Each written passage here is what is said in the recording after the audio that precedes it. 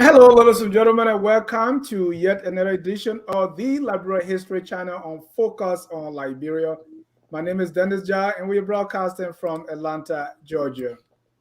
In tonight's edition of the Liberia History Channel, we're going to continue with part two of Basaw 360. That's the historic narration of Bassa from 1461 to 1821. That is 360 years of all Bassa talk. With me, I have our chief presenter here, Mrs. Call, Famula Call. Welcome to the show. Always my pleasure to be here. I also have another Bazaga Jabari. That's Darius Lamb. Jabari, welcome to the show. It's great to be back on. We'll also be joined by another Bazaga, that's Jerome Gayman, who will be here to assist me to host this very important show. Well, this is Basaw 360. Yes. Basaw 360, a historic narration of Basaw 1461 to 1821. We want to welcome all our viewers from across the globe. If you are just joining us, this is the Liberia History Channel where we talk nothing but Liberia history. Welcome. Jabari, you were here last week. I was off. How was it? It was really informative. Carl did a really great job of diving in. Great. And you learn more about your people. Indeed. Very fascinating. Carl, a few important things that were mentioned on part one, and I wanted before we continue to part two, very important things that I want to remember here that were said. Number one, that Bassa is a Portuguese name, you said, and then Basaw. So oral history said Basaw Faro Rock. And you said it could be this a Portuguese name, it could be, a kind of little link between there that is a mispronunciation, or it could be just the name. I thought that was Coincidental. significant. Another thing, Either way, Bassa is not African, it's Portuguese.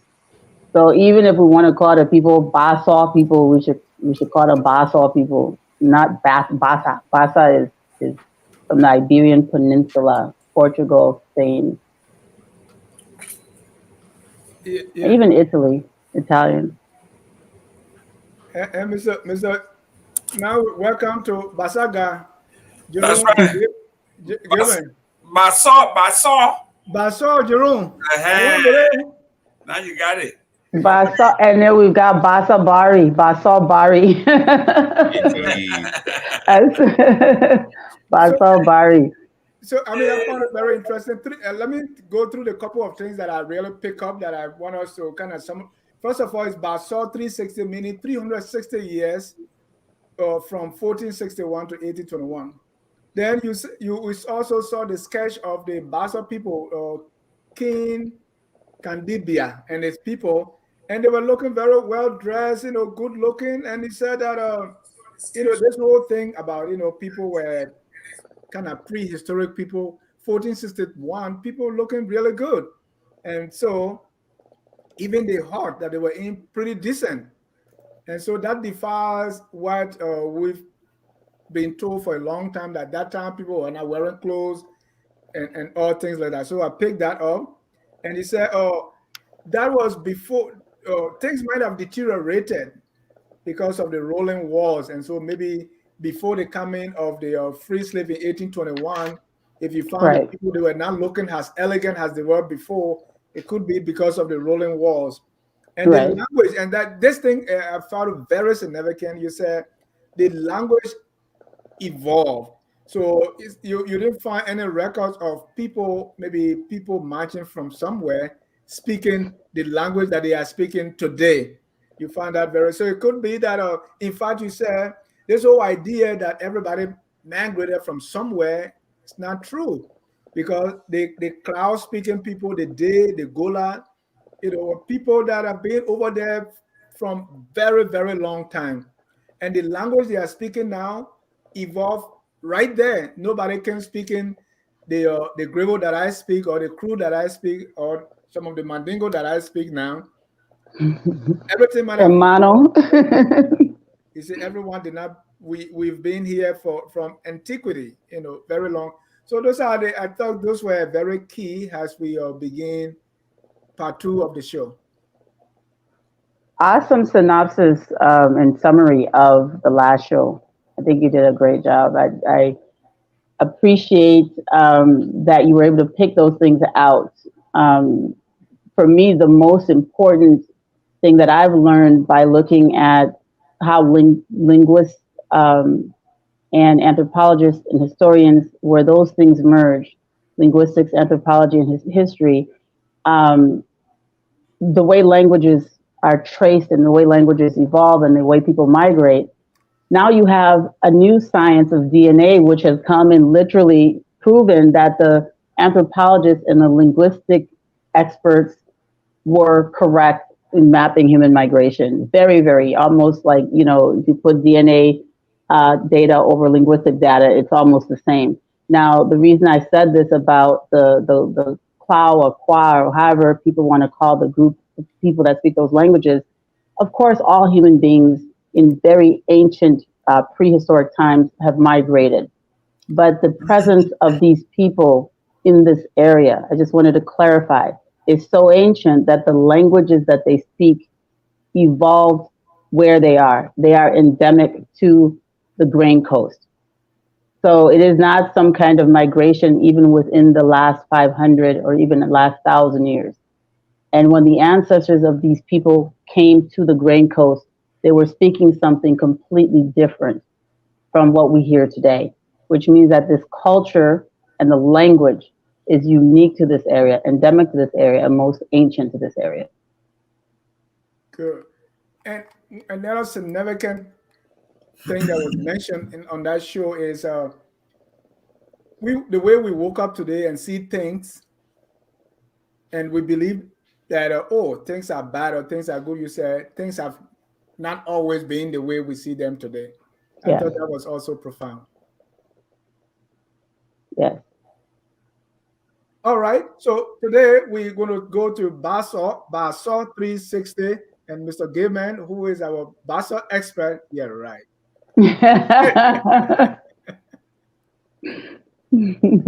So let's get things started. Yeah, so we're gonna do pretty much what we did last time. Jabari's gonna, or Dennis, you all can take turns just to spice it up, go over the slides, and then I'm gonna, come in quickly. There's a lot to cover. This, for part 2, I'm getting really into the trade.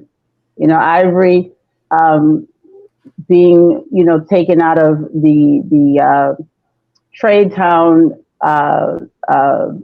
Little Bassa and what we call Grand Bassa, which have all, now part of what is modern day Bassa County, and going all the way to the Kavala. Even though we were not the Ivory Coast, ivory was a significant part of the trade. We brought ivory from the forest down to the coast, our people, and those items were traded and extremely, extremely valuable. So I this sketch, I used this sketch because I thought it beautifully depicted this. And one of the things we're going to go over quickly is kind of the progression of European interaction and settlement. We have to remember that it wasn't just about people coming on the coast with ships and trading. People actually, at this period, when you get toward the 1700s, the 1600s, people are actually setting up shop and living among the people, and setting up little coastal towns and factories and trading stations. So you have these Europeans interacting and also having children with people along the coast. And this is, of course, not unique to Liberia. You have this in Sierra Leone, in Gambia. You have this going on in Angola and different points along the west coast of Africa. People are setting up shop. So things are starting to change. Before we get into that, we'll go to the next slide and kind of just give a more detailed synopsis of the history of trade and interaction than we did under Basaw 360 Part 1. And Cobb, before we do that, it's also important to mention that what we know today as Ivory Coast, was not Ivory Coast this time, right? So, for instance, the Grebo that live around there, they're just one group of people. So the idea, and I'm trying to agree more about this whole concept of coming from somewhere, because that's just one place. Right. So, right. And I mean, it is all one place. There is, I mean, the traders did make a distinction between the Grain Coast and the Ivory Coast, but the Grain Coast extended into what is modern day Ivory Coast. So the modern country of Ivory Coast is named after what the Europeans used to call the region. Just like the modern country of Guinea is named after what Europeans used to call West Africa as a whole. So, Liberia, if we had followed their trend, or Sierra Leone, the modern country of Sierra Leone is named after what the Europeans used to call that area. And then, if you want to really get into it, Liberia would have called itself the Malagata, or we would have called ourselves the Grain Coast if we were to follow their trend. Or Ghana, so, it was Ghana, it was the Gold Coast, because that's what you're right. Ghana was the Gold Coast. Ghana named it. Kwame Nkrumah didn't want to name it what the Europeans called it, so he borrowed a name from an area in ancient Mali, that preceded ancient Mali, that is in present day country of Mali. But the empire that preceded ancient Mali was called Ghana, and so that name was borrowed. So but you're correct. Ivory Coast and Liberia, or the Grain Coast, they overlapped, and the boundaries of the modern country of Ivory Coast, are not the same as the actual Ivory Coast. So about a good third of the modern country of Ivory Coast was part of the Grain Coast. Yeah. So all of those Grebos and other ethnic groups that are now in the country of Ivory Coast have always been part of the Grain Coast. So you're correct. It's not like they migrated from Ivory Coast. You're right. It's the same place. Right. I started long-winded just to break it down. No, yeah. I like that. Mm-hmm. Almost a century, the Portuguese enjoyed a monopoly of the African trade. By 1530, however, French and English traders were beginning to frequent the coast. In the time of Louis XIV, the French claimed that merchants from Dieppe and Rouen had in fact discovered this area, naming River Cestos Petit Dieppe in 1364, a fabrication intended to justify that king's desire for territory in West Africa, for the king of Cestos' new customers. New customers meant, the slide's cut off. Is there a way you can open that a little bit better? So new customers meant more bargaining power. It seems like the slide's a bit cut off on the side and on the bottom. I don't know if you can shrink it a little bit. Too late. Okay. Okay, we'll manage. All right. So basically, this introduction of, because the Portuguese were controlling it. That's why they named everything, because the Portuguese were there for quite some time. So a lot of people said, well, the Portuguese named all these places. Why didn't they colonize? When the Portuguese were trading and navigating and giving names to these areas that they were encountering, the purpose here was not colonization. I mean, this is a long time ago. So the purpose was not colonization in the 15th century. Colonization did not happen until the 19th century. Mm-hmm. So it was about 100 years before other Europeans started to trade. The places already had names like Cape du Monde and Mesurado and all these things. You got the Dutch coming in, the French, the English, the Germans much later. You've got all of these people that are going to start coming in over time. But this illustrates how the French came in, trying to gain market share. They wanted to claim that, hey, our ancestors were trading here since 1364. So when you look at some of the old maps of the Grain Coast, you'll see where they'll say Petit Dieppe and Grand Dieppe, and they're really just making that up. That's what on the French map. It is always River Cestos or Grand Bassa, Little Bassa, and you go a little further down, you've got Grand Bassam and so on. So there was a little Bassa and Grand Bassa. Yes. Maybe Jerome, you're from Little Bassa or Grand Bassa. There's a huge part of Bassa they call Little Cola, very similar as Lower Bassa, right on the Atlantic Ocean. It's the electoral district number 5. It's called Little Cola. They have Little Bassa when the so-called settlers came in, and when they started the demarcation, is when they started the Upper Buchanan, Lower Buchanan, Upper Bassa, Lower Bassa. But they decided that all the Bassa will now be put together and called Grand Bassa. That means everywhere the Bassa people resided were considered one. Thank you. The French merchants did their best to ingratiate themselves by offering better gifts than the Portuguese. Although the Portuguese had no trading forts in the River Cestos area, they fiercely defended their monopoly, resulting in regular confrontations with the newcomers. In 1557, the people of River Cestos witnessed 3 French ships attack and burn a Portuguese caravel, killing the entire crew, apart from one African who they set ashore. He was found there by the English a year later. In 1568, the Mirate Fortune, a ship owned by Sir William Winter, was sunk by the Portuguese near the river. So back up a little bit, please. Yeah. So what's happening here is, I had to put this in here, this is a demonstration of the violence that and the disunity of Europeans, the tribalism, the ethnic tension. All these conflicts are, again, about war and conquest. They're about war and conquest. They're not about anything else, really. It's about who's going to get market share, who's going to be able to trade with these people and be able to bring this wealth back to themselves. There's no European Union. World War I, World War II have not been fought yet. These European powers have not come together to even consider themselves one. There's no sense of oneness yet. There's no sense of whiteness yet. Nobody really thinks of themselves as white in this world yet. Everyone is an ethnic group at this point. You're French, you're Portuguese. This concept of whiteness comes really in the 19th century. It really solidifies in the 19th century, which is, might be shocking to most of you. But these people, go ahead, Jabari. And it has to be stated at this time during the late 1400s to early 1500s, Portugal is the superpower of the world. Portugal has been sailing. They are the dominant power. And that's why you have Spain come up, and then they have the Treaty of Tordesillas. And then you have eventually in the 1500s, France comes later, and then England comes. So understand the progression. The Portuguese are the dominant power, then the French, and then the English. And then that's why you're seeing these confrontations arise. Yes, exactly.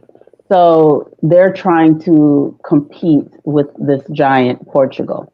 And again, at this point in history, they're not even really looking at themselves as Europeans.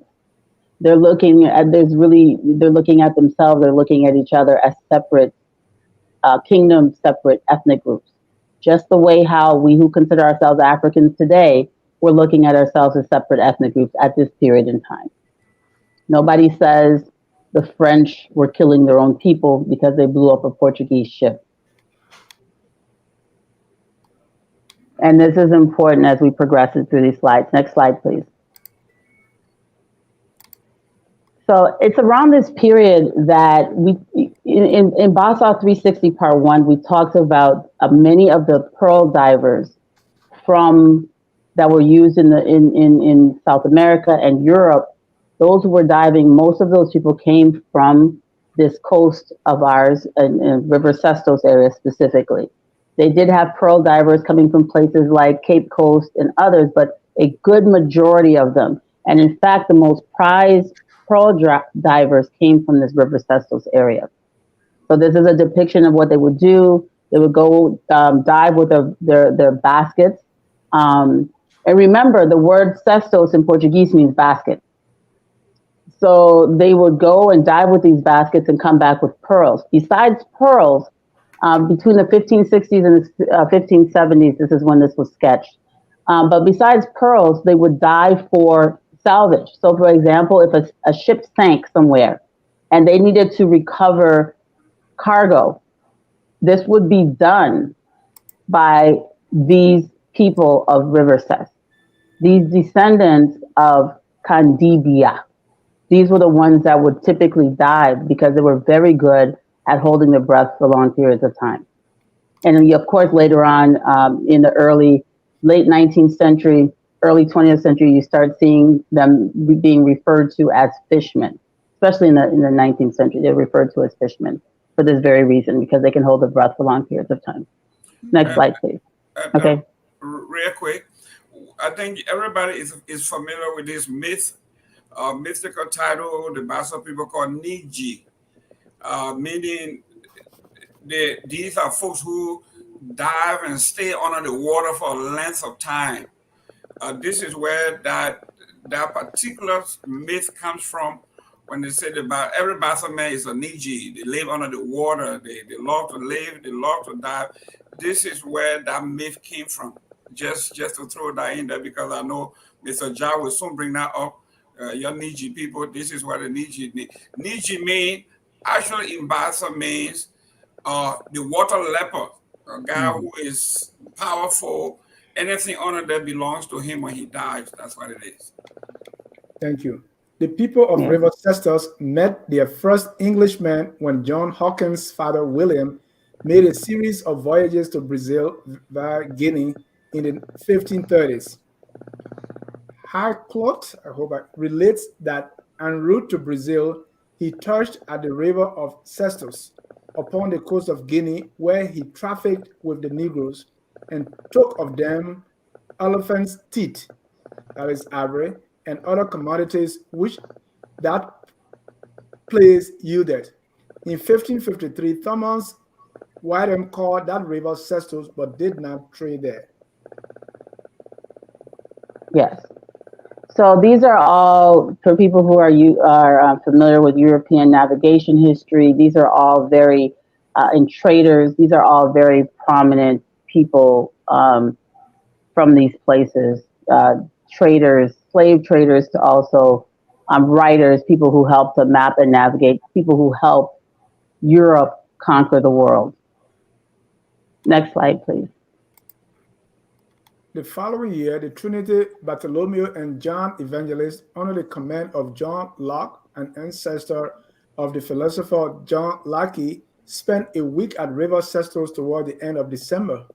Locke bought a ton of Malaguta pepper to take back to England.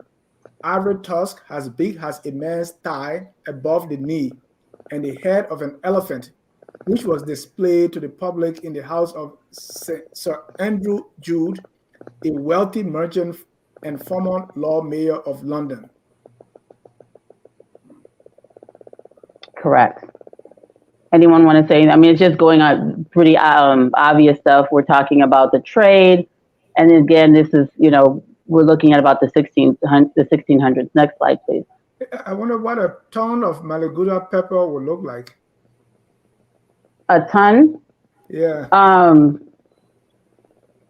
Yeah, I mean, a huge barrel, maybe. It's a lot. That's a lot. It should be and this was remember, a ton is 2,000 pounds. So, like you said, a barrel, yes. Or maybe several barrels, depending on the size. That's correct. Depending on what form is it in. If it's granulated, it's even more.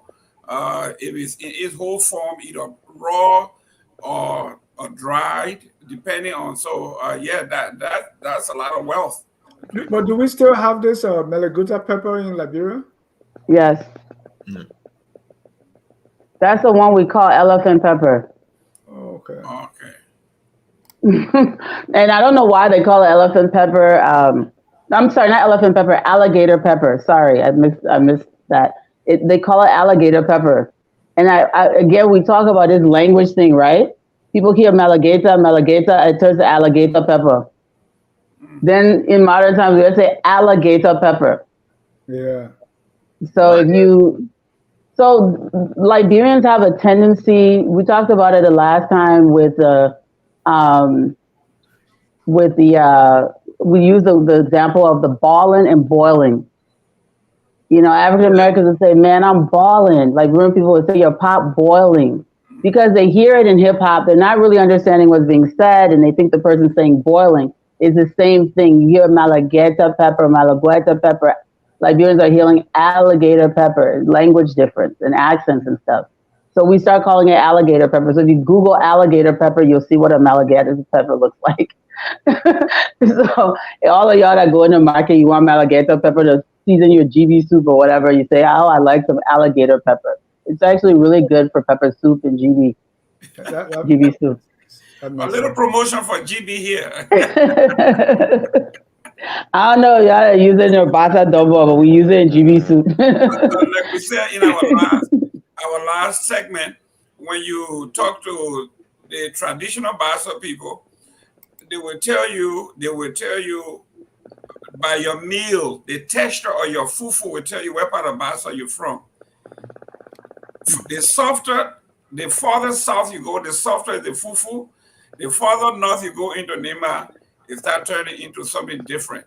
So when you tell them that I'm from the Bassa Cove, where the fufu is or the duma is very strong, they know you have a kin to either Nima or Ria Deep Nima. That's what it is. Before the generous heart and far-seeing mind of America perceived in colonization the true secrets of Africa's hope, the whole of its coast, from the Rio Gambia to Cape Palmas, without a break except at Sierra Leone, was the secure haunt of daring slavers. Okay, so what I want us to talk about here is, this is actually a quote from an ominous character in history, but he did a very good job of documenting a lot of names of our people that may have been lost had he not written them down. But Theodore Conneau was a French slaver who worked under the infamous Pedro Blanco of Galinas, which is now in Ivory Coast. During Roberts' time, Galinas was part of Liberia. It was J.J. Roberts who actually destroyed the Galinas slave factory, the Cape Mount, Trade Town, all the slave factories on the coast. It was actually Joseph Jenkins Roberts when he was governor and then when he was the first president. But we are talking about before Roberts' time. And the reason I'm using this quote from Conneau is because it was just before Liberia was settled that he was up and down this coast selling slaves. And I wanted it to be sort of an introduction to what happened, the cause of these rolling wars, how things fell apart, and how everything kind of went downhill from there. This is how civilization is destroyed. This is how cultures are ruined. This is how populations get collective amnesia. It's through trauma, war, devastation. So what went from being a trading relationship of commodities, agricultural goods, ivory, fabric, cloth. They used to sell calico that was made in the Northern Territories, rice. What went from being legitimate trade, cola, other wonderful things that they used to bring and trade and receive and return. And this exchange of culture and ideas also helped to advance civilization. But then what happens? You have a catastrophic event, which is the shift from other commodities to the trade in human beings. A few months ago, we did a show discussing the slave trade along the coast, the grain coast. You can look that up on the YouTube channel or on the Facebook. That episode was quite telling, because we only focused really on one ship, and we went an overview and talked about how many ships are gone, but we focused on one ship and we went over the names of some of the people who had been enslaved, because this particular ship was rescued by the British anti-slavery patrol, and it was resettled at Freetown in Sierra Leone. And because it was settled at Freetown, upon documenting who the slaves were, they would write down how they felt. They would ask them their name, how old they are, and they would measure them, their height, and then they would write down who these people were. And so because of that, we have a record of some of the names. And it was telling. You had Bassa names, you had, Kru names, you had Gravo names, you had Madingo names, Vai names, names that we recognize from our ethnic groups today, Kisi, Bandi, names that our people use today. Interestingly enough, all upon the same vessel. This indicates so much. And when you start to focus on human beings, the only way you really can get human beings eventually is war and conquest. Initially, at the beginning of the trade, at the very beginning of the trade, they would come and overpower some young people that may be fishing on the coast. And this starts to evolve into a relationship with these kings that they're trading with. You know what? Do you have any prisoners or bad people you want to get rid of? We'll take them off your hands. And then they start to receive more compensation for human beings than they do for ivory and other things. And it's so much easier. It's so much easier. Human beings are all over the place. And then it becomes a situation where, wait a minute, we're selling people and people want to sell us too. Chaos erupts. This is how things get destroyed. So I wanted to pause there and kind of just explain, because I realized that many of us have not been taught how much the transatlantic slave trade devastated our populations before we encountered the repatriated descendants of enslaved people. And even though we've had many episodes and we continuously talk about it, I think people still don't really understand the level of depopulation that occurred and the level of devastation that occurred. Things were not normal after this. Things were not decent and peaceful. They were not conducive for civilization. Things were not conducive for progress. So we experienced war in a very short period of time in our lifetimes, and we see the kind of devastation that occurred as a result. Imagine rolling wars for about 150, 175 years continuously, without pause, uninterrupted, nonstop. So how do you go from this advanced society that is in the let's say year 1550, on par with Europe? How do you go from that to what was seen in 1822? This explains it. Because when we go back, we talk about, Mansa Musa Kankan was the richest man in the world. He did this. He lived 600 years ago. He commanded so much wealth. He was admired and respected by Rome, African, Timbuktu, all of these empires, Kano, all of these empires that existed in West Africa. What brought us to our knees? What brought us to the place we were? This is the situation. And I had said earlier that we did not, the Europeans, when they were fighting each other in the 1500s, 1600s, they didn't see themselves as white at that point. There was no idea that they were white. They were just French. These people were just Basaw. This other group was just Chinese. What happens? Slavery invents a justification, a fallacy, a false notion called race, which isn't a reality. There's no such thing as race. But that false pseudo concept of dividing human beings creates a reality. It creates a social and political reality. So false concepts can create a reality. And going forward from this point, that reality is what we will see in the rest of Basaw 360. It is now a situation where human beings have been dehumanized because of trade. They have been reduced to a commodity. And the justification of this is the pseudo concept that skin color equals race, and race in the human concept has a hierarchy, with the Black Africans being at the bottom of this totem pole. Everything is fabricated, it's fictitious, it's not reality, but it creates a reality that devastates our people. Any questions on that before we go forward? What do you mean there's no such thing as race? Scientifically, historically, there's never been a time when people divided themselves based on color until this happened. Mm-hmm. People always divided themselves based on language and culture before this happened.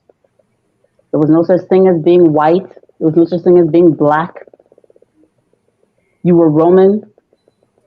You were from the Mali Empire. You were Malinka. You were Fulani. You were not a color. This is what creates this ridiculous notion that human beings are colors. And again, the notion is ridiculous, but the reality is very real. The result. So my late mentor used to always say that, myth can create a reality.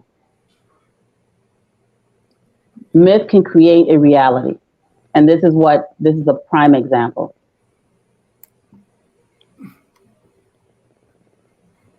Next slide, please. The first impression on this lawless disposal of full 1,500 miles of beach and continent was made by the bold establishment of Liberia, and little by little has its power extended until treaty, purchase, negotiation, and influence drove the trade from the entire region. Yeah. So that's just a continuation of the previous. I mean, we're not going to focus on Liberia, but I just wanted, we are going to focus on Liberia. Right now we're focusing on Basaw. I just wanted to show how, and this is before the Cano wrote this around 1830. And at that point, Roberts, the emphasis was to try to snuff out the slave trade on the coast. And it was incredibly important for me to show that here are Europeans engaged in the slave trade, giving credit to the establishment of Liberia as being responsible for ending this devastation. Next slide, please. We'll continue. I mean, unless you have a question or comment. Anyone else? With this massive wealth of power that Mr. Biya had in the Riverside Kingdom, Mm-hmm.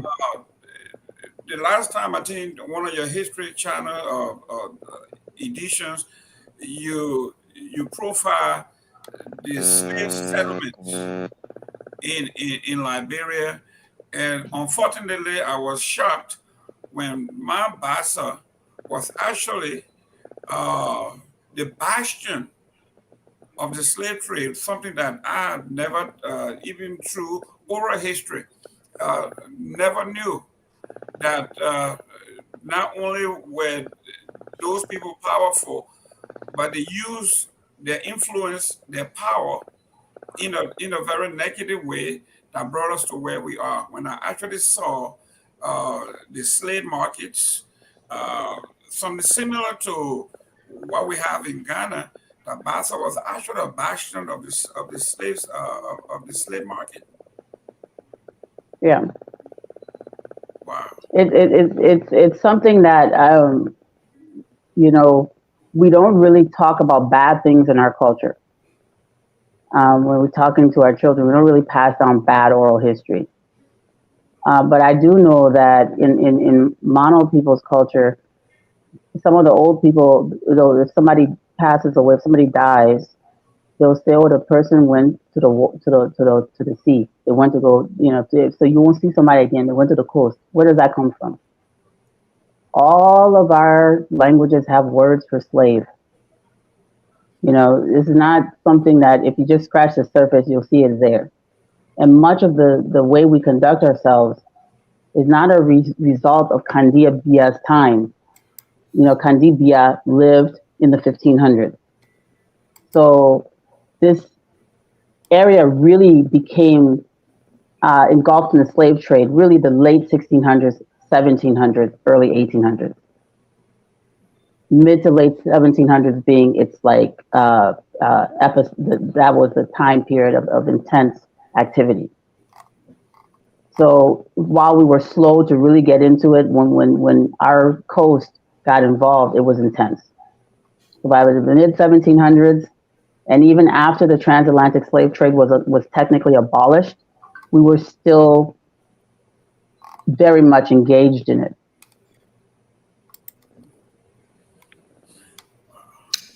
So one of the things that just go on to the next slide because I want to leave time for discussion. Mm-hmm. Next slide, please. The first impression on this lawless disposal of full 1,500 miles of beach and continent. That's what we just did. Yeah, you just did that. Mm-hmm.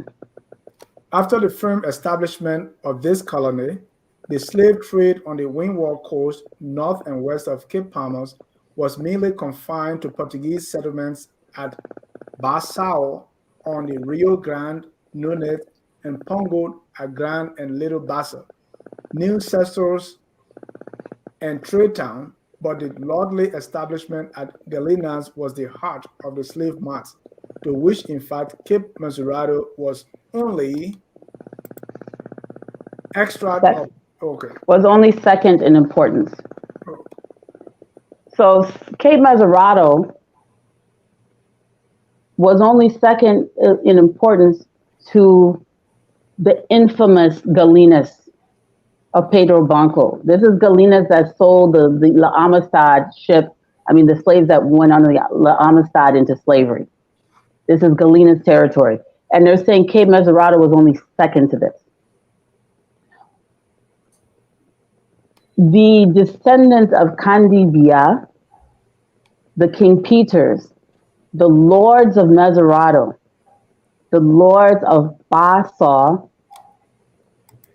Little and Grand Basaw, these areas were all occupied by the descendants of Kandi Bia, and also Vai and other ethnic groups, Day. So Cape Mesurado and all of these areas, which used to have very distinct boundaries and delineation for various kingdoms or clans, have now become a bit chaotic. Now you have a convergence of different type of people scrambling for trade. So Mesurado is no longer a territory for Day and Bassa alone. You've got Vai, you've got Madingo, you've got all kinds of people from far and wide settled, including Europeans, along the coast for the purpose of conducting business. So most of the coastal area is multicultural. This is extremely important because the idea has usually been fed to people that there was some kind of traditional, villages set up there where everybody was just living some traditional village life. They didn't know about strangers. And then, that's not been the case for centuries. There have been Dutch and British settlements at Cape Mesurado since about the mid 1600s. You've had a consistent presence of Europeans along the Grain Coast, residing and trading. So this is extremely important. They lived there. Some of them took on indigenous wives. This didn't just happen on the Grain Coast, of course, it happened all along the west coast of Africa. In Sierra Leone, it's common knowledge. In Sierra Leone, you have the Tuckers and other families that are descendant from mulattoes who were the result of British traders who lived at Cherbourg, at the Banana and Plantain Islands. In Liberia, for some reason, that part of our history is just not talked about. It's not that it's buried. It's obvious once you start to do the research, but nobody ever talks about it. In Sierra Leone, they're very much conscious of it. And as you said correctly, Dennis, there's continuity between Ivory Coast and Liberia because there was no partitioning of Africa yet. So the Grebels on both sides of the imaginary boundary are the same people, right? And it's the same thing with Sierra Leone and Liberia. Right. There's a cultural continuity. So we're all aware of this settlements over there, but we're not aware of the settlements on the Grain Coast. It's just, to me. So I wanted to very much point this out. So it's not just that the Africans are just trading. There's actually towns that are just structured for no other reason but the basic giant market. So Cape Mesurado, being only second to Galenas on this coast, is very important. What does that mean, second to Galenas? In size, in power, in wealth? What is second? In its involvement and its volume of trade. Okay. You know, Galenas is one of those. So usually if you look at the Voyages database, anytime they say Windward Coast unspecified, that is Cape Mesurado. And otherwise they'll say Trade Town, they'll say Little Bassa, they'll be more specific. They'll say Cape Mount. But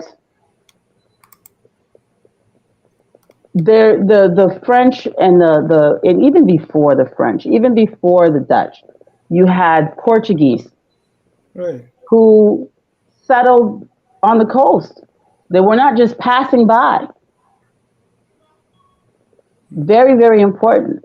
This is important, right? Because if you compare that, what you just said, with 1821 or 1822, relatively that's modern time for the Green Coast, right? Because if these settlements and the association or the meeting of people from what we know today, the British, and all that. So if you, let's say, hundreds of years before 1822. Yeah. So it's like this 1822, if you compare that to 1461, 1462, the Portuguese trading and coming there and stationing there, 1822 is considered modern time. That's the point I'm making. Yes, exactly. Very modern times. All of it technically is modern times, really. But you're correct. I mean, you've got 1822 is extremely modern compared to the history. So you got 360 years of this interaction. And I'm not trying to say that because they're Europeans, European interaction is what gives us relevance. No, that is not the message here. I'm only saying that we have records, written records going back to this time that are available to us because of our interaction with Europeans. Did we exist and did we trade with other Africans before this time? Of course we did. We built our language and our culture prior to the arrival of Europeans. The only point of this is to show the written history. There's even evidence that we were trading with Asians, and I mean Southeast Asians, you know, in West Africa long before the Europeans. And then some even argue Vikings even prior to that. But this is focused on the written record.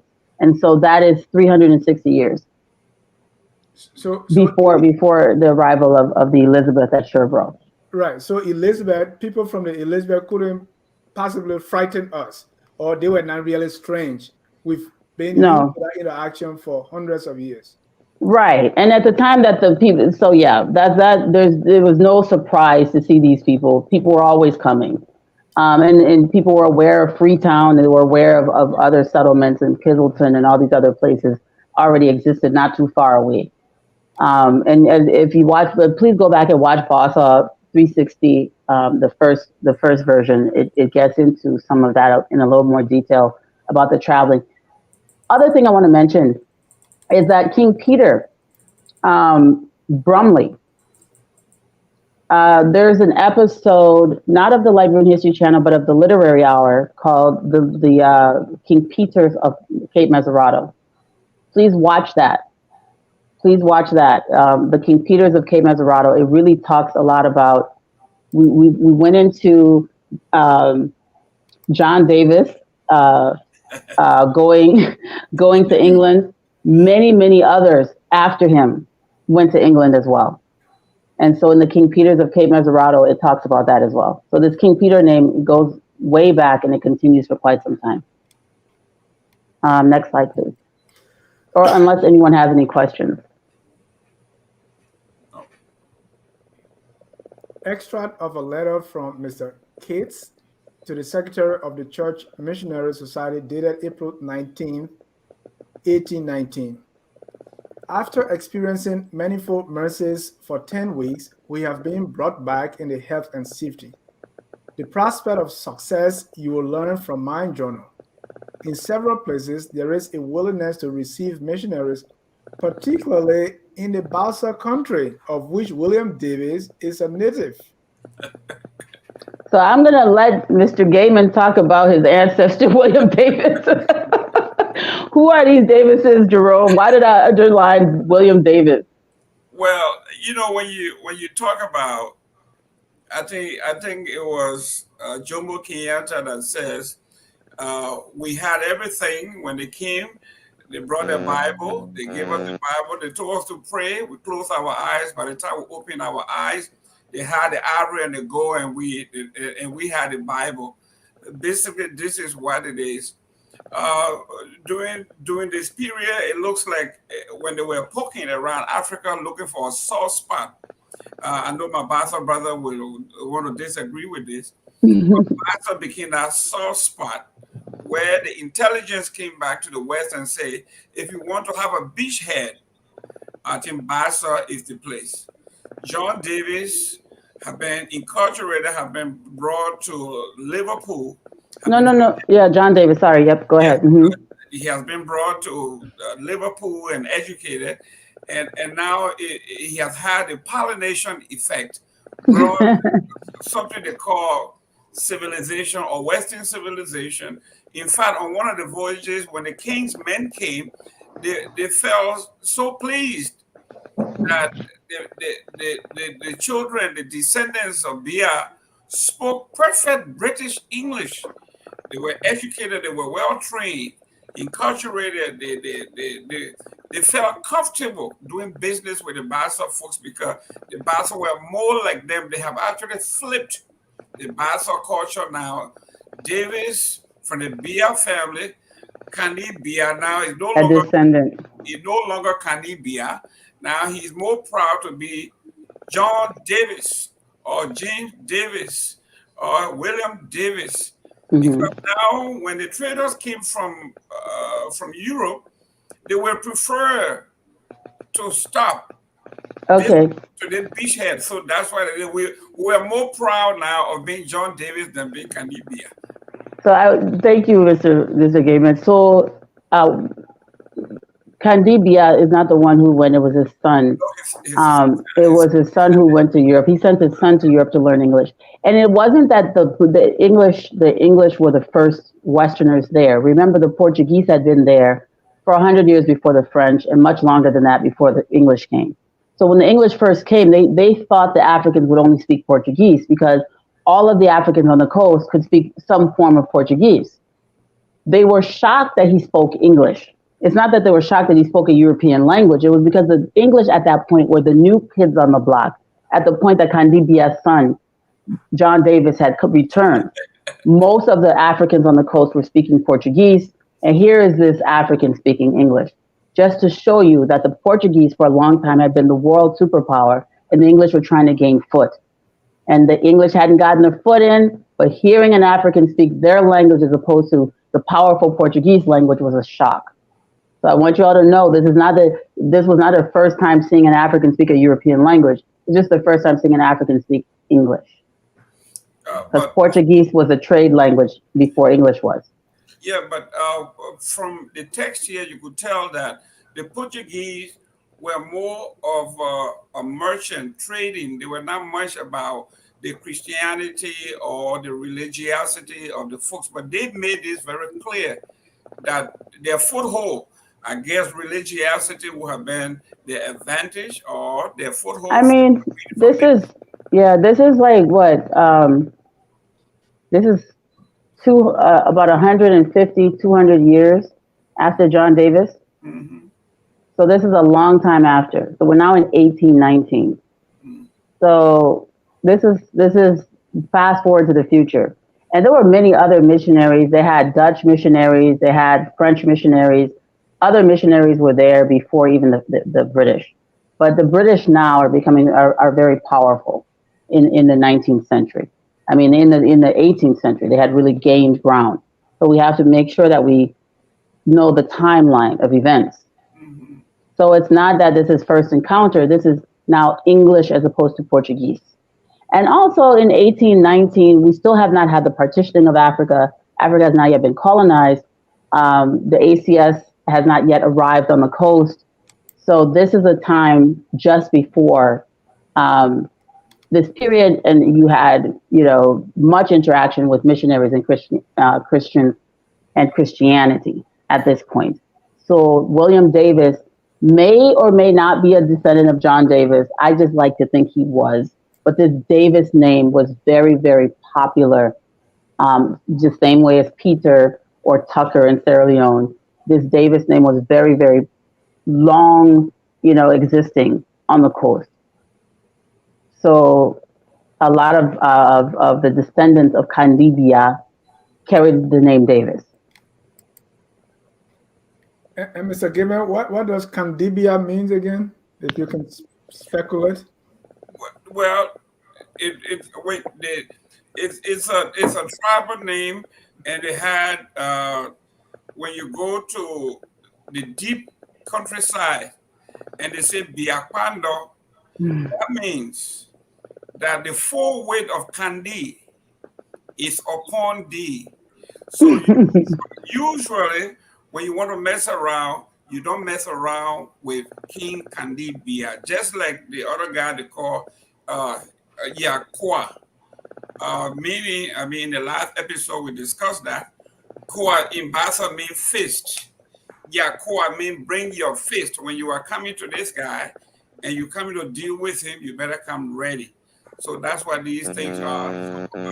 These are very, very serious names, and they go way back, like the professor said. The Davis name is so old in the Basaw tradition. We are talking about after the Kandibias of the world, the reincarnation of that settler class is the Davises. So it's a very old name in Basaw when you go. And Jerome, that is before the settlers you're talking about, right? So we're talking about settler now. We're not talking about the 1847s. Right. What she's talking about is between the 1400s all the way. So we're talking about hundreds of years back. Right, because sometimes it's easier to think that these names, the European names, came after 1822. But what we are learning from the history classes or the history channel is long before 1822, we have this name. We have Peters, we have Davis, and we have, Yeah. You can't argue that it's in black and white. So that's what I like. We have Freeman, you have Freeman. People think that the Freemans of Cape Mount, for example, just got up one day after the ACS arrived and started calling themselves Freemen. Well, you could go back to the 1700s. You see King Freeman at Cape Mount. So this is, the people started speaking English in the 1700s, and a lot of our languages have so much influence from Portuguese, which was there before that even. So we have to kind of also use our own discernment. We're in West Africa. We're on the west coast of Africa, the Atlantic coast. We're not some isolated population in the middle of the Pacific Ocean somewhere. We're at the epicenter of world trade for most of human history. So there's this. It's just, to me, it's shocking that we even have the concept or the notion that we didn't encounter other people until the 19th century. It's like it just doesn't. I don't even understand why anyone would accept that as reality. And just Um, and just ask yourself the simple questions. If we acknowledge that Europeans were trading with Africans, were trading with the people on the Grand Coast long before the repatriates arrived, the question you would ask yourself is, well, they have to have a common language. You can't trade if there's no common language between you and another person, if you can't understand each other unless you're pointing to things. So, I mean, it should be, kind of assumed or kind of understood that we were trading with people. So yeah, there were people on the coast that could speak these languages. There were people who had militaries. I mean, this out and of weapons. yes. Right. So thank you for that, Jabari. And this trade for human beings also was a trade for weapons and rum and gunpowder. Cannons were procured with human beings. So the people were not sitting here without weapons. King Peter Brumley had cannons. So you go back and you read these journals of these battles, they say they fired the cannons at the settlement. Then they later on distort the whole thing and say that, one woman went and pushed a cannon. And no, the cannon, it was the indigenous people that had a cannon. And they were the ones who put the devastation. And they weren't really trying to wipe out the settlement. They would have done so if they wanted to. It was to strike fear. So it's very important to go back and look at some of these things. I've said this before. It's not that the history isn't written; it's that the history isn't read. During 4 days that we remained at the king's town, I was called on 3 or 4 times in a day to read and explain the word of God to them, while they heard with marked attention and devised every means that they could to retain it in their memories. The headmen from the different towns in King John's dominions assembled and consulted on the propriety of receiving teachers. There was not a single dissenting or dissentient voice, but on the contrary, many among whom the king was foremost were anxious. That we should speedily send some person to them. Sorry. The slide gets cut off a little bit. So they were anxious that we should speedily send some person to them.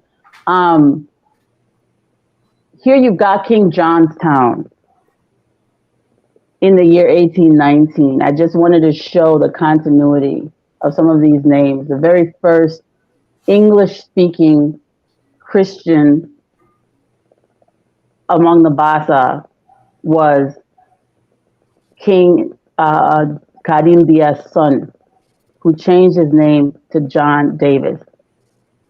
Down the line, you have King Johnstown.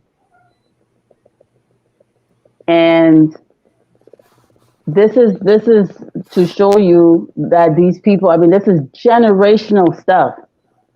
We're talking about a period of about 170 to 200 years at this point. And they did this before the British were really in charge of this trade in this area. I think the British, it was been around the very first decade of the 1800s that the British had defeated the French and the Portuguese and really, took over the trade and been more powerful and more prominent. So this is a legacy. Is there any other part of this that stuck out for anybody? It's still, and I still go back to the notion, because before the coming of the settlers, we had King John Town, right? Mm-hmm. So these Western names have been there before the arrivals of the before 1822. Yes. That is. I want And also one of the things that stuck out is they're consistently reading the word of God to them. that missionary idea to bring Christianity to the people was endemic across the entire world at this time. It wasn't unique to global. just the repatriates. It was African kings who had became Christian. They wanted to spread it to their people. European leaders. It wasn't just unique to the repatriates. Yeah, that's excellent point. Excellent point, because the gospel must be preached to the to the uttermost parts of the world. So that in the Bible is still the same today. So yeah, even in 1819, they were doing that. The king willingly acquiesced. Every time I see this word, and this is a little bit of history, I think about President Ellen Johnson Sirleaf. When she lost the election in 1997, they asked if she accepted the election or she was going to reject. She said, I acquiesced. And that was my first time to hear this word. So every time I see it, I think of President Sirleaf. The king willingly acquiesced in a proposal which I made to him to place William Davis among his countrymen as a teacher. And though he would have been glad to receive a European, acknowledged the propriety of commencing the mission with an African.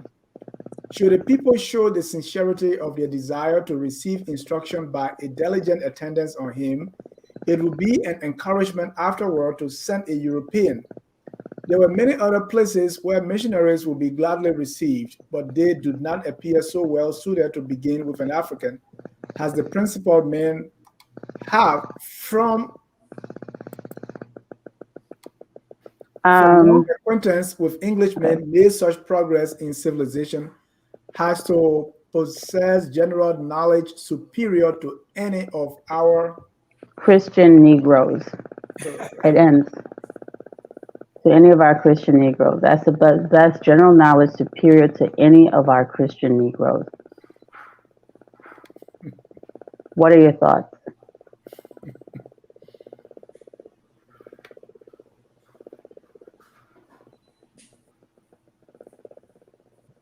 It just goes into the idea at this time, which is people saw English society, English civilization as the peak of civilization. The English saw it this way, and it's not people who saw it this way. It was the English who saw it this way and imposed their concept of being the pinnacle of European civilization onto everyone else. So this is, we can go on to the next slide if we don't have any other questions.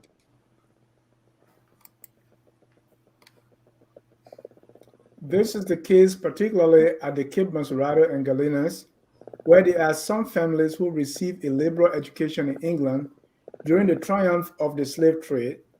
They are still much addicted to this nefarious traffic, but are so far convinced of the advantage of education that they will receive a white missionary, though they will treat contemptuously any attempt to send a liberated slave to them.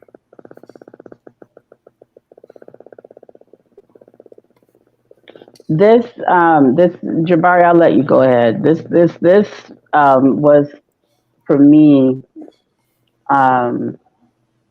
like a moment of clarity, because here you have Europeans conditioning for generations, especially through this concept of their supremacy. They have now convinced our people through many, many means and many, many generations that they are superior. So that even when their own people come to teach them, they reject it. They prefer Europeans to teach them. And it is this disposition, this mindset that is exploited later to try in every way. The Europeans try to exploit this mindset to fight against the concept of a Black republic. Mm-hmm. Because for generations, this has been the conditioning. Do not trust people who look like you. To be Black is a bad thing. It's an evil thing. We look like Jesus. We represent the children of God. We are better than you are. And if you want to be better, you want to be saved, you want to live a better life, we are the way. We're the light of the world. That's essentially what they were doing. Instead of saying through Christ, they're saying through us, you get to Christ. And our people bought into it. So they would treat contemptuously, with contempt, any attempt to send a liberated slave to them. This is in 1819. Because these liberated slaves, and Mr. Gaiman, a lot of the people who were settled at Sierra Leone were from what is now Liberia, that were resettled as recaptured Africans. Because the British, it was very easy for them to take a ship right off the coast. As soon as it leaves, they grab them, you carry them to Freetown, they take their names down, they put them out. So a lot of them knew that they were from Basaw. They would go back to Trade Town. You know, with their Bibles, they've been baptized now, they'll go back to Trade Town, and people would say, we want you here.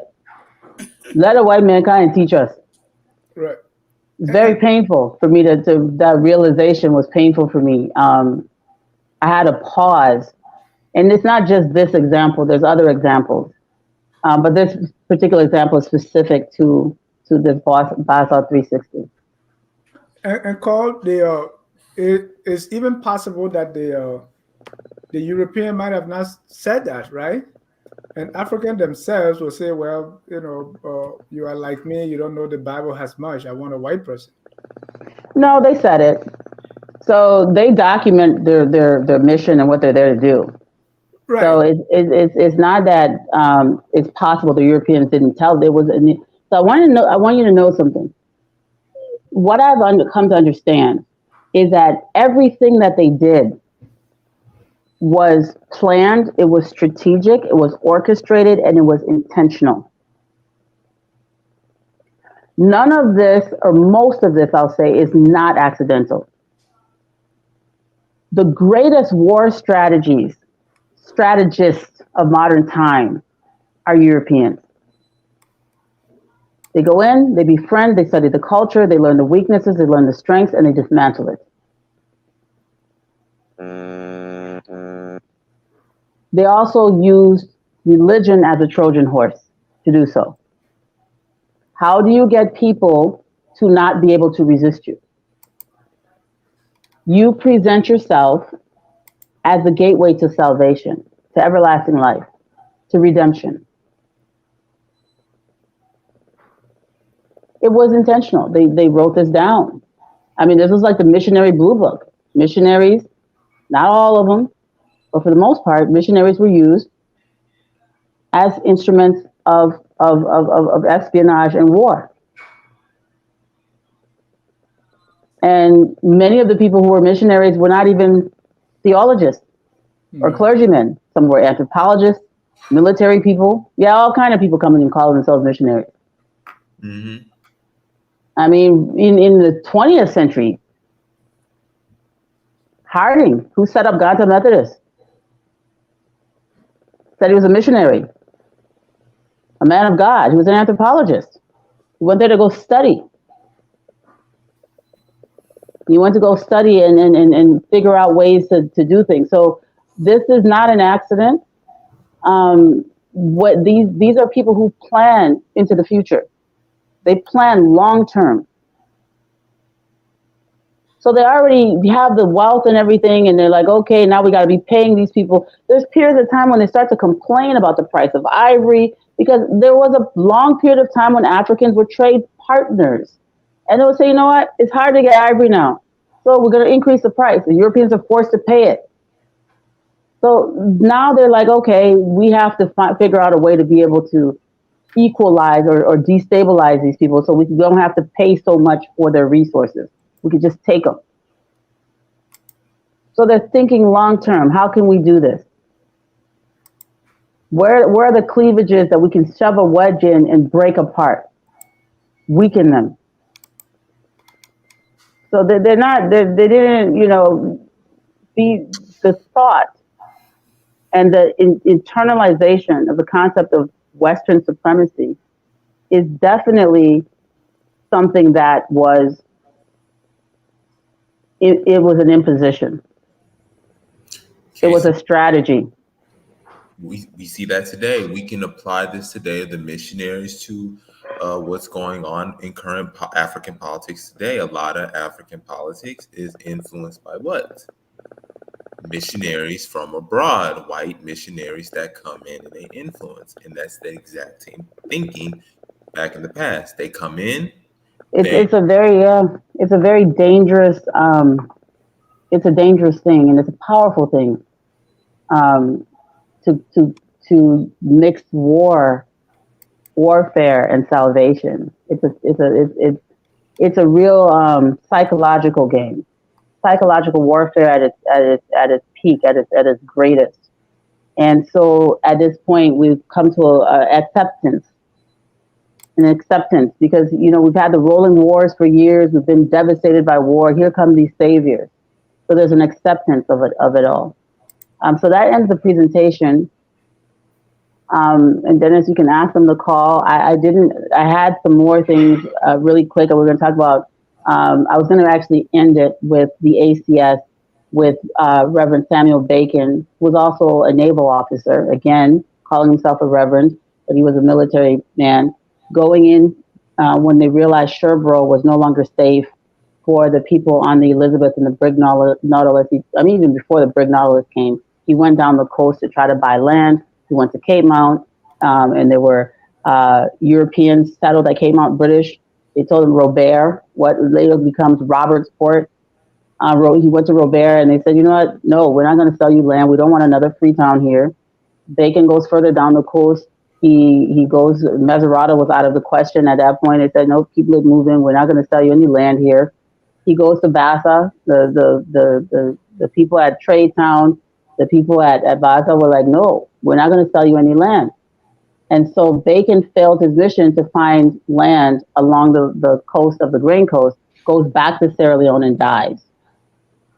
And it's a year and a half later that you see Eli Ayers and Captain Stockton going to Cape Meserado and being given Perseverance Island, which was already called Perseverance Island. It wasn't named that by the repatriated Africans or ACS. That is what John S. Mill's English father called it, and that was their property. So John S. Mill was half Angolan, an indigenous person from Angola, and half British. He was what they called mulatto at that time. He owned Perseverance Island. It was the repatriated African Americans who named Perseverance Island Providence Island. But it was always called Perseverance Island. I've heard Liberian presenters say, "Oh, the settlers came and they called it Perseverance Island." That's not true. It was called that before.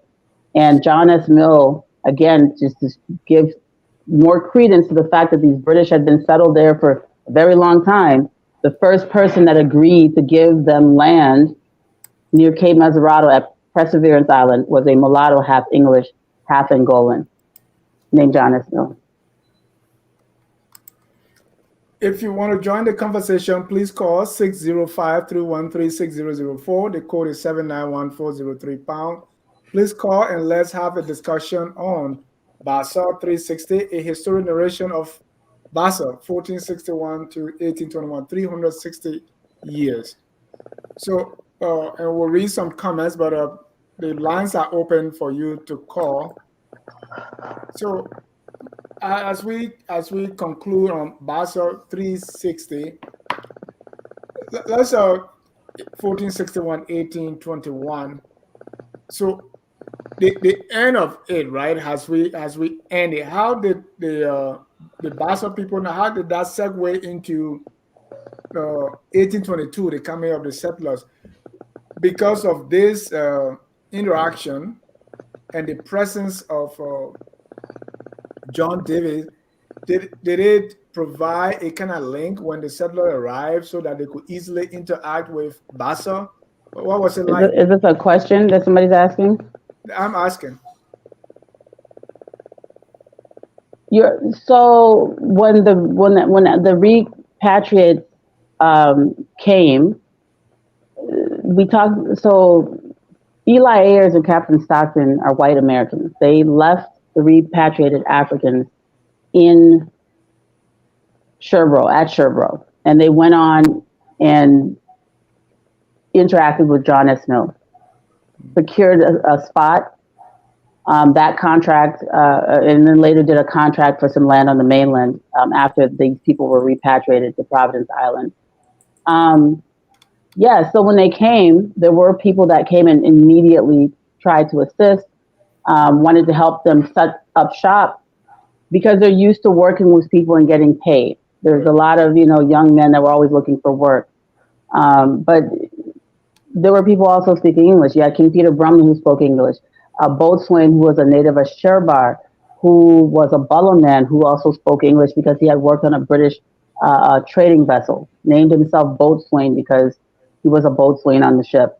And, the rest is history. But Boatswain was not Sal Boso.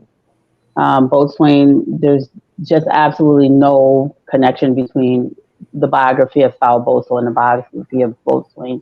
They're not the same person. But Boatswain spoke English. Many others did as well. So they were able to communicate with people. When the settlers or the repatriated Africans came, the people they met to were Basaw people. So what was the Basaw in around the Cestos and the Basaw around Cape Mesurado, where they kind of... Oh, that's what you mean. Okay, so the people at Cape Mesurado, again, it was diverse. Cape Mesurado was a metropolis. So you had I call them Montserrado crew people or Mesurado crew people. You had Bassa, you had Day, you had Vai, you had Madingo. There's evidence that there were even Fulani traders at Cape Mesurado at this point. So you had a lot of hustle and bustle. It was a integrated, culturally diverse place at Cape Mesurado. Going on to what we now call Bushrod Island, this was mostly Day territory. And as you know, as you go further west, you get into Vai territory. But at Cape Mesurado, you had a multi-ethnic presence along with Europeans. So you had even Captain Cano, who we quoted in this, which is a horrible, horrible human being, but he also resided there. So you had Europeans living there. So this idea that these people were not used to strangers is just ridiculous, because you had, not only were they multicultural, you also had Europeans living among them and interacting with them. Thank and you. Mulattoes. We have a few callers here. Okay. The first is Dr. Carr.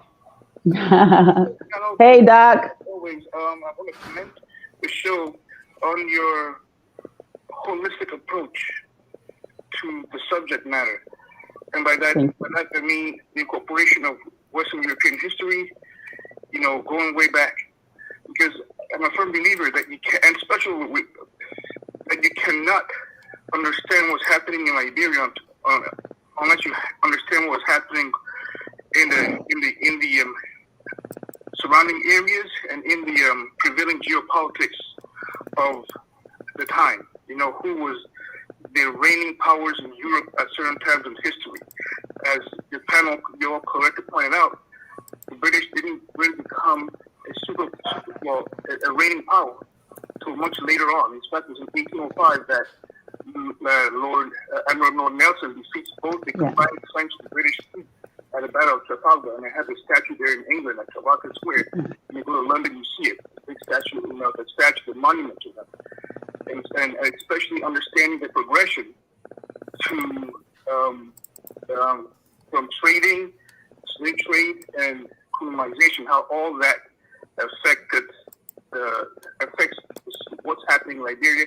And since Carl, we talked about this before, the revolution in military technology is a very big one that really the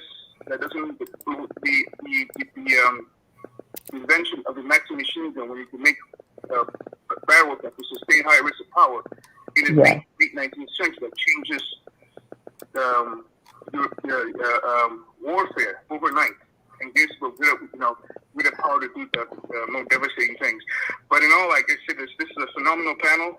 I commend all the panelists, the host Jabari, the Dennis, the brother Jad Dennis, everybody. Great panel, great engagement. I really like Gaiman's point of bringing. I like that bringing his ingrained knowledge, like the whole Ouija. Everybody knows the Ouija, and dialogue between you and Carl on this whole Ouija really brings a lot out of how we form these idioms, and that in and of itself is a great piece of history that you all have done this evening. Thank you. Thank you, Dr. Carr. I just want to, before you take the next call, I just want to say this is important, and thanks for calling, Dr. Carr, because it is something I should have mentioned in the presentation about the invention of the Maxim machine gun and how Europeans suddenly had the ability to come in and kill many people at once. With one guy could lay down and just blow a whole bunch of people out. I mean, this is really what led Europe, gave them the power to really conquer. And so Dr. Carr is a historian and also has a military background and understands military history. So thank you for calling in. Mm-hmm. One of my mentors in history is Dr. Carr. The machine gun, you have a new treatment that deals with malaria, and then you have the steamship. So those is what allows Europeans to further penetrate into, because you have access to rivers that you originally didn't have before. And then since malaria, you have treatment with malaria, you can go farther in because you can survive. So right. Thank you, Jabari. Thank you. And just to piggyback on Dr. Carr about Mr. Gaiman being the Basaw expert here. So I say, so Mr. Gaiman is just like, where there are no dishes, the calabash can break morale. So Mr. Gaiman, you enjoy your let's bring on the next caller here, Mr. Christopher Tobasi. Chris, your life. Yeah, Mr. John, thank you, and thank you to our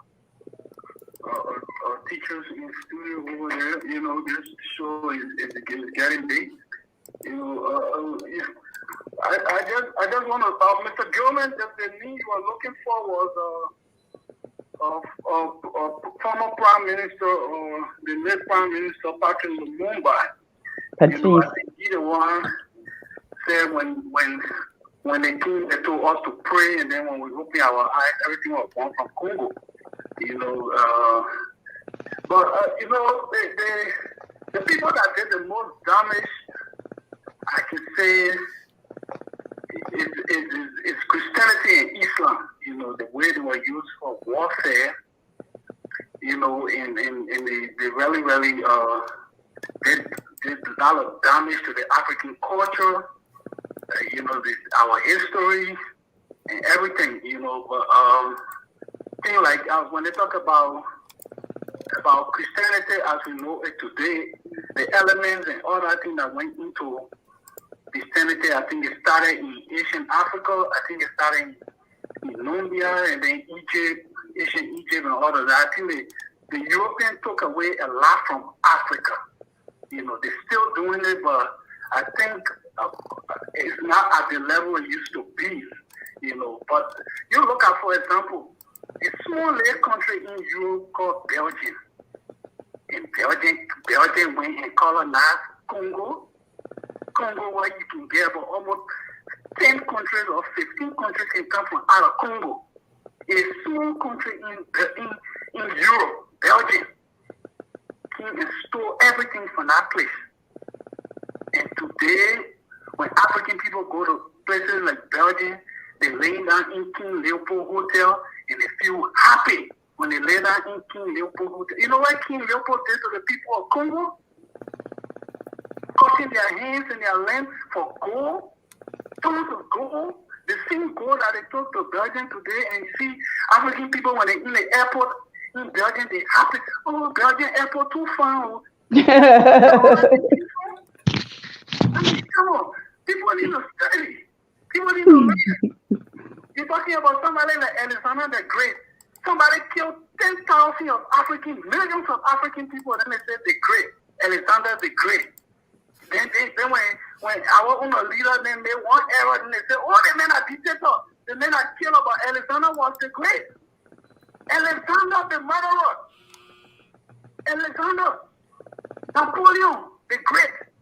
You know what kind of damage these guys did in the calling them the Great, they're teaching our children to call them the Great. And when one of our leader made one error, they call you dictator. We gotta go back to start thinking straight. Thank you so much, and thank you to our teachers in studio. I appreciate it. Thank you. So just one quick thing, that was Bishop Desmond Tutu who actually said when the missionaries came to Africa, they had the Bible and we had the land.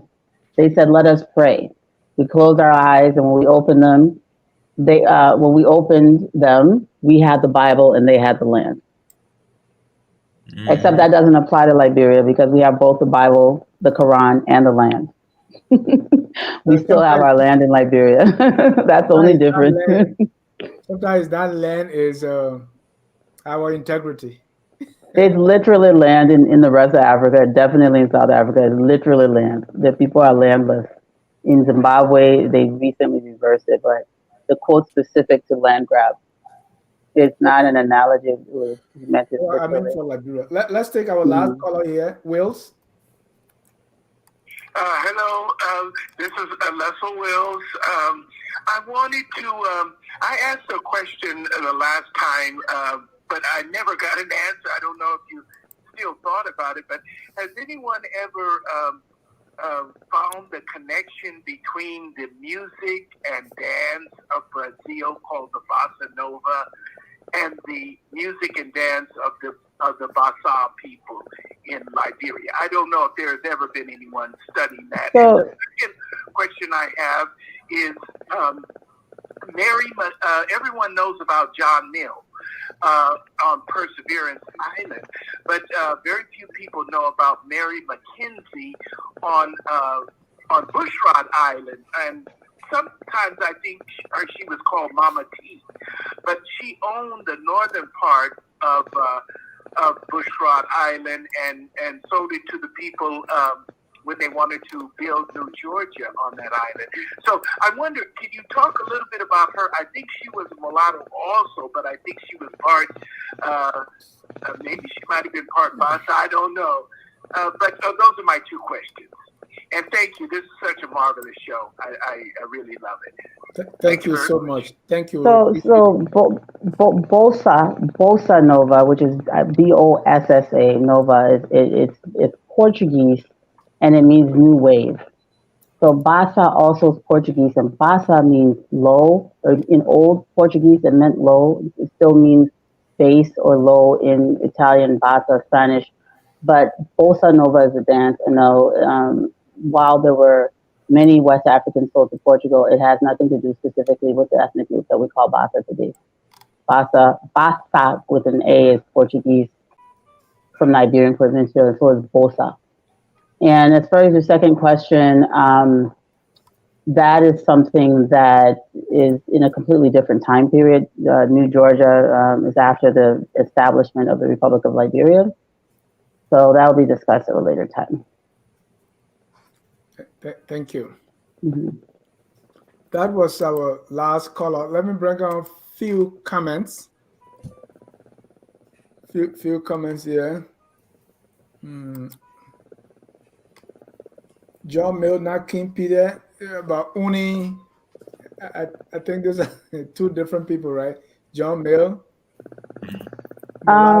King Peter. Does that have to do with when we're talking about selling, who gave them land? You know how people think that King Peter was the one who gave land, and I mentioned that John Mill? Is that what you meant? No, it meant when you mentioned that John Mill owned Perseverance Island, he was the one who gave it. Yeah, so King Peter was, so King Peter Brumley was on what we call Bushrod Island today, and Providence Island was basically a little slave factory where they used to hold the slaves and get them, keep them there until the ships would come.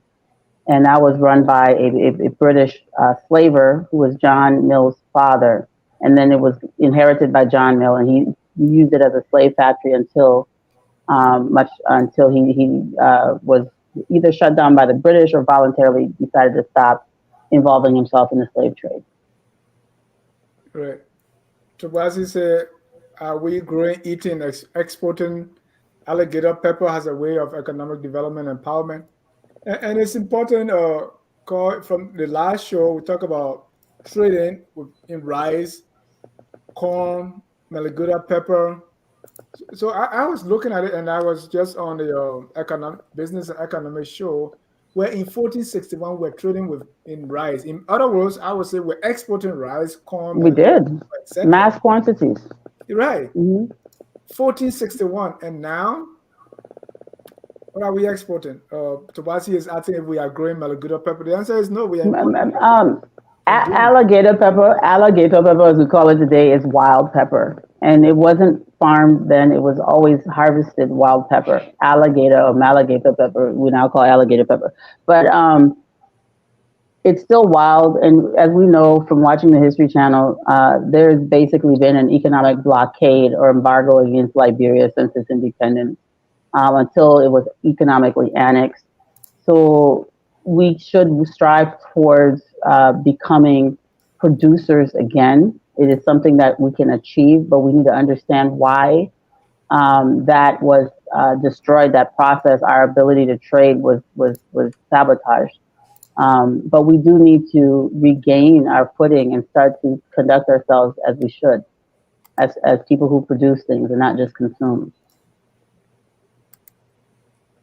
It's an excellent point. It says, Carl, for example, in Angola, so many men were taken that it stunted reproduction.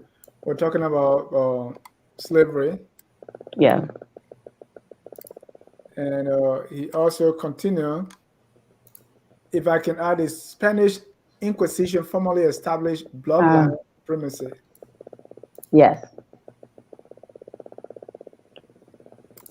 I asked you the question about race. Eddie saying the concept of race was started in Europe with the study of eugenics. Jabari. No.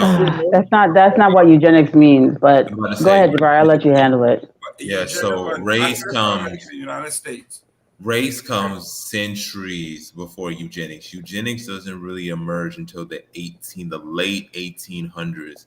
If you know about Charles Darwin and some of his close relatives or close associates, they came up with eugenics. The purpose of eugenics is to improve the stock by getting rid of the undesirable traits. Right. It has nothing. It's associated. Well, I wouldn't say it has nothing to do with it. So eugenics is the evil offspring of the theory of white supremacy. Eugenics is the evil child of the theory. So once you buy into the theory of white supremacy, you now understand. So now you buy into the theory of black and brown inferiority, and therefore, since you believe in white supremacy, everyone who isn't white shouldn't even exist. That's really what eugenics is born of white supremacy. It's their evil child. So basically, white, middle, and upper class, the desirables. We need to breed more of the desirables and get rid of it is racialized, and yes, they do practice eugenics against the disabled Europeans who have disabilities and things like that. But it is really racialized, and it's I mean, even to this day, eugenics. I mean, you've got what's this lady in England, the former prime minister's wife, Tony Blair's wife. These people are the ones that are pushing for extreme measures of birth control in Africa because, they don't want us taking up oxygen. So this is how these people think. They think that we should be diminished, if not eliminated. Definitely, our reproduction should be minimized, and our presence should be minimized. And we shouldn't continue to grow exponentially. So if you want to, and then they use these excuses that we're not able to feed ourselves. So great question. And real quick, or comment. Under the eugenics, down the line, you will find during World War I and II, the deprivation of the word IQ. when you look at, there's a strong relation between eugenics and IQ, those that develop the IQ. Yeah. And sometimes it hurts me when I hear a black man say, I have a very high IQ. It pains me when a black man says that, when actually the word IQ was actually invented to get rid of the black race if need be, because they would, according to intelligence quotum, according to that science, they should go to the front of the war. They should put them to the front. If they were, they should be infantrymen and not generals and all of that. I mean, so when a black man tells you that another black person has a low IQ, it is such a but they abandoned that when they started to realize that young black children who ate well or if they had good nutrition, our IQs are on average higher. And so I know I tested high and was a lot of gifted in classes and things. That's probably too much information, but if you're given proper nutrition, you're fed well, and raised under the same circumstances, you usually advance and excel beyond other people. That's just what I know. Look at Jabari, So I mean, it's just what it's so. Important. The thing is that those who don't know the history, the derivation of they use it to put down other folk when they actually if they only knew. Okay, but that's just a segue. Yes, go ahead, Dennis. Yeah. Spencer told say we need this in history class in Liberia. And Spencer, I saw your comments that you've not been able to watch us live, so now you're watching it live. Thank you for watching. JC Tokwa, let us remember that linguistics have synonyms, but absolutely means something different. The Kru and Basaw people in Cameroon do not have everything in common, or you want to say anything in common to Liberia, Kru, and Basaw, likewise Ghana. Yeah. Dr. Carr, again, another great point, says even the Portuguese have a good number who went native. Yeah. Tangomoas. Yes. So by went native, what Dr. Carr is saying is that, Portuguese settled much, earlier than other Europeans. And they would go native. They would become whatever, if they settled on the coast and the Yoruba coast, they would become Yoruba. Started to speak the language, marry the women, and practice the customs, join the societies. They did it all along the coast. So Portuguese, their own settlement was a lot of times they would then become the people that they were settling among. So a lot of our people had these early encounters with Portuguese. So in our native languages, our words for European is something similar to the word Portuguese. Yeah. So in Mano, Bassa, all these languages, when we're referring to European or what we call white people, we often use the word Portuguese for white people and Lebanese people or Arabs. I understood even the way we say Kui people, that Kui come from Kui, that is Portuguese. Yeah. Mm-hmm. Glendy said, well done. Dr. Carr again, he said, thanks for the timeline. Indeed, it was in 1805 that the British Royal Navy fleet under the leadership of Admiral Lord Nelson defeated the combined Spanish and French fleet at the Battle of Dat. And there is a $1 say history is the world of victors until it can be provided stand by neutral force. But I think where they're going with that is whoever write history is kind of partial, is from their vantage point. Of course. And that is not always true, right? Because we are able to examine records for ourselves. Right. Right, and so we examine records, and some of the things that are usually not fudged, right, are trade records, ship records, manifests, what they're buying, what they're selling, because they have to pay taxes and levies on it. So those kind of records are very accurate. So a ship comes into Liverpool Harbor fresh from Sestos, and they have a certain amount of goods. Guess what? The customs is going to document what they brought from Sestos. Where did you stop? What did you pick up? It's kind of hard to make those kinds of things up. So you could go back and corroborate the volume of trade over time just by customs and tax records. So yeah, history is written by winners, it's written by losers. I mean, look at Liberia. Much of the documented struggle of Liberians is written by the people who were being bullied and having an embargo put against them. And they told their perspective. We did the Fernando Poe episode. Here's the European or American perspective. Here's the perspective of those who are being railroaded. Both wrote things down. John, before you go to that, a typical example why that caller was talking about, or that writer is, the victors usually write the history in their perspective. For instance, Matilda Newport, I think Cole talked about, this story about one lady lighting the cannon and destroying all the heathens or the natives. And then not only that, but they turned it into a national holiday that the natives were forced to celebrate. It's a holiday. We do that. So it's a distortion of history, not by Liberians. The Matilda Newport story wasn't actually invented by Liberians at all. And so it's important for us to know who wrote Liberian history, and then it wasn't really written by Liberians. And that Liberians, the ones that consider themselves indigenous, the ones that consider themselves repatriated Africans or Americo-Liberians, whatever you call yourself, and descendants of Congos, these were not the people designing the curriculum by the time these things are coming up. And next week, when we get into Charles D.B. King, we're going to understand who really, when and how Liberian history started being restructured. Again, get back to the psychological warfare. When does this happen? Who wrote the history? Who are the people designing the curriculum? Remember the children, the descendants of Elijah Johnson, the descendants of King Peter Brumley, the descendants of Kandi Bia, all went to the same schools and all learned the same things. And who is it that was giving them the information that they needed to learn? And why? We're going to talk about that next week. Right. Sam Wallow said, can the panel talk about the establishment of the Bible Belt in Basaw and the power structure on the government of Liberia? Sure. You want us to do a new show? Wait. Sam, that's what Sam, I beg you. I got a time tonight. Let me touch on that real quick.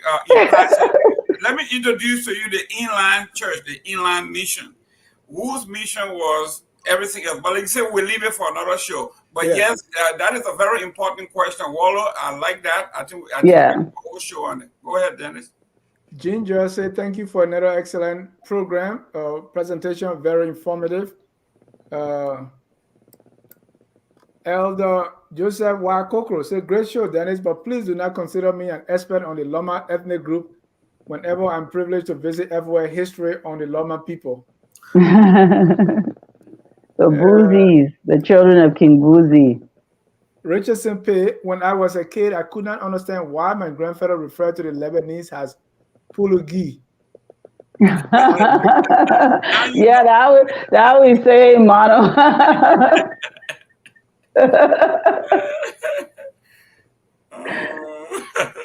Pulugi.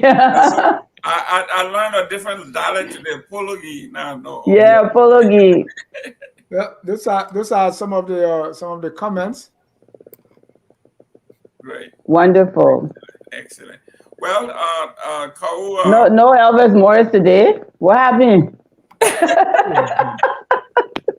Elvis, we miss you. Why you didn't call? Elvis, we have a problem. If you have Elvis's number, please pass it to me. Let me check on him. Yeah, what happened to Elvis? Y'all go look for Elvis. Yeah, make sure he's still alive. I was waiting. I said, but Elvis, they call. Maybe he wrote comment. No, Elvis is watching one of those shows. Okay. Mr. John, real quick. For those of you who are out there, and I keep saying this over and over, every time you turn to this channel, you enjoy what you listen to, you enjoy what you see. I'm only sitting here and helping out, but the person who does the work, this is a lot of work. It takes a lot of time. When you turn the TV on, we are here. Please make a contribution to keep the lights on. FOL is not only America, but we have now gone to Liberia. We're trying to reach every county, every segment of the country to benefit from what we are doing here today. Because of what our sisters have done, history now will be rewritten, and there will be some corrections in our history because somebody have put in the time. So please make a donation to this station, whether it's $5 a month, $20 a month. You'll be surprised it adds up. Thank you very much. Just plug it in there. Awesome. Thank you. To do that, the Cash App Zelle is on the screen. And since your Miss Evans is, I think you can hear from Evans. Evans, how are you? Thank you. Oh, became on fire. Yeah, before we go. The thing about it, I took an afternoon nap, and then when I woke up, it was like almost an hour, into the show, so I kind of missed most of the important parts of it. So, usually I like to call, but sometimes I like to call with, good questions in mind. But one of the things I know you touched on it, and I probably have to rewatch the show, but that Niji business, my mom is a Basaw woman. I always the woman. I was scared of water, and like, girl, you used to fascinate around water so much because maybe a Niji spirit would take you on the water. But now hear from you again. So I wanted to hear what she said about the Niji stuff, but maybe I have to rewatch it to hear about it. But that would be my only thing that I really wanted to hear because I'm fascinated by it. And I'm afraid of it at the same time. Yeah, so excuse me, Mr. Family, you touched a nerve with the Basaw people. But I didn't talk about Niji. I got in trouble one time for talking about tradition on this show, like serious trouble. So I focus on the written record. It was Jerome Gayman. So y'all want to go after somebody? Jerome Gayman brought up Niji business here. He got so yeah, please. Yeah. If y'all don't know, some people that be watching this show from very interesting people that be watching this show. So I have to watch what I say. That's correct. That's all I'm going to say about that. She gave a historical text written. Everything we have talked about have always been oral history. But for you to actually see written record of the river says people diving, being on the water for up to 5 minutes with all catching their breath and fetching pearls and other valuables. I mean, it takes a lot of skills. Yeah. And obviously that gets into our, like I said, our oral history, and you know how it happens when one person tells the story, it goes on and on. But yes, there is no written record here saying that these people were Niji. But I believe that this could be where the whole myth came from, that the Basaw people live under the water, and it makes sense if you can add it up there. Mm-hmm. Okay. And they say myth can become reality, so it has become reality for other people. Myth can create reality. It's not myth can become reality. Myth creates a reality. That's correct. It creates a reality. Based on what you believe, you manifest a reality out of it. Yeah, I remember during the war, we were crossing the St. John, not St. John. There's another river there, Dark. We were crossing at night, and in the middle of the river, I just remember this old Niji business, and I was fighting to death. There's a river before you get to St. John, district number 2 those days. They changed the district now. But Cobb, Jabari, Jerome, thank you so much for tonight. The History Channel. Next Saturday, that is the next Saturday, we're going to be going back to our Presidents of Liberia series, and we're going to talk about Jabari's favorite president. That's Charles B.B. King. Burgess King.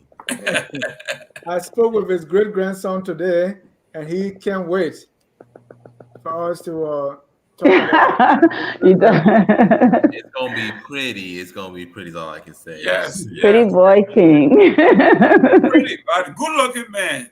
Good-looking man. So Jabari, let's wrap it up. This was very informative, and I want people to start looking at history or continue on looking at history as one that is very circular. History is not linear. There's not this happens, this happens, this happens, this happens. Everything happens within the context of something bigger, and they all come together. And so once you understand the history from 1461 as we do in 1820 to 1821, then everything afterwards, when we start talking about the Republic afterwards, it starts to make sense. The relationship starts to make sense because you understand what happened before and in the context of everything. But without context, it's not going to make sense. You're going to continue to wonder why this happened. But once you have that context and you understand it in the context of everything, you're like, it now starts to click. And once it starts to click, you now can apply that to anything. Exactly. Thank you. Jerome, the Basaw expert tonight. What's your Yes. comment? I'm wearing my red hat. Recognition of my alma mater, Florida Atlantic University, FAU. We are going to the Final Four. So this is what I'm wearing this. To close, I would like to pay homage to Ms. Kowu, obviously one of my favorite writers of all time in the world of sociology is C. Wright Mills. And he was a darling from the University of Wisconsin, Madison, and he wrote a book called The Corporate Elites. If you have time, please read that book. It's called The Corporate Elites. When you read that book, you will understand what we're talking about eugenics, we're talking about everything, the hierarchy. My concentration in graduate school was inequality and social stratification. Now you know who I followed. C. Wright Mills. If you have the time, pick up that book. It's one of the world's best classics of all time. Kowu, thank you very much. Mr. Jai, thank you for giving me the opportunity to come ahead and share the Basaw experience. Thank you very much. Before I go, there was a young man who enjoyed your show so well last time, Kowu, that he decided to be a donor. And he called me. He asked, how can I donate to this show? And I wanted to thank him. He's out of Providence, Rhode Island. Hopefully, we'll give him the information and he will follow through on the donation. Thank you very much. Awesome. Thank you. That's great. Thank you.